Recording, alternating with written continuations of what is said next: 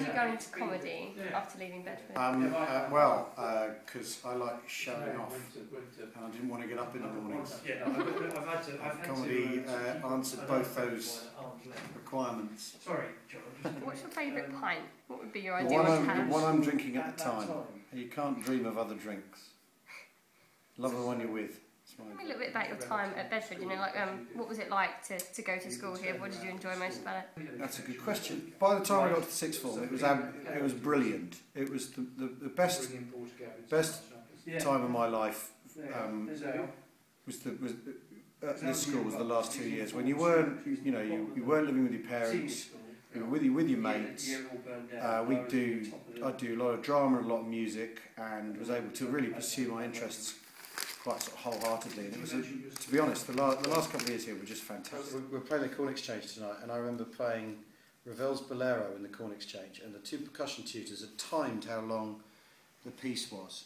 So as soon as we started, they started their stopwatch. They went to Saracen's Head next door for a pint, and came back in the nick of time for the last 16 bars.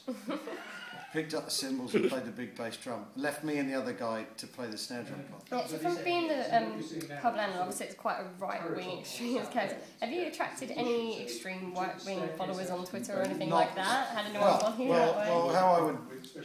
not that I know of, but if anyone takes him at face value seriously, then they're obviously an idiot.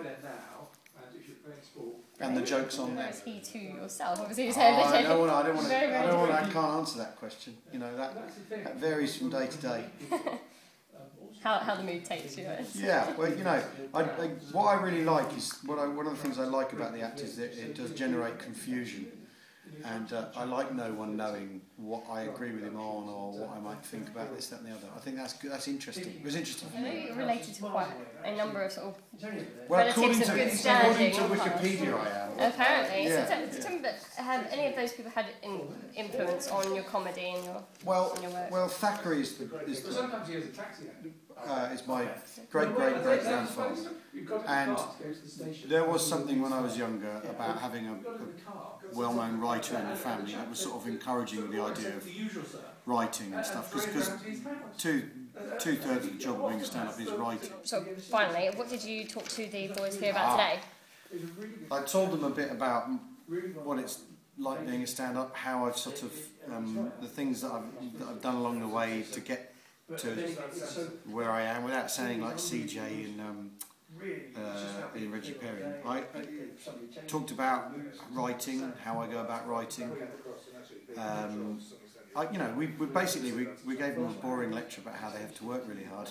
The moustache, is that from November? Of course it is. Is it? And how have you been doing raising money for that? I don't know. I think I've raised about £700. I don't know. I'm not sure. My Twitter followers need to step up, basically.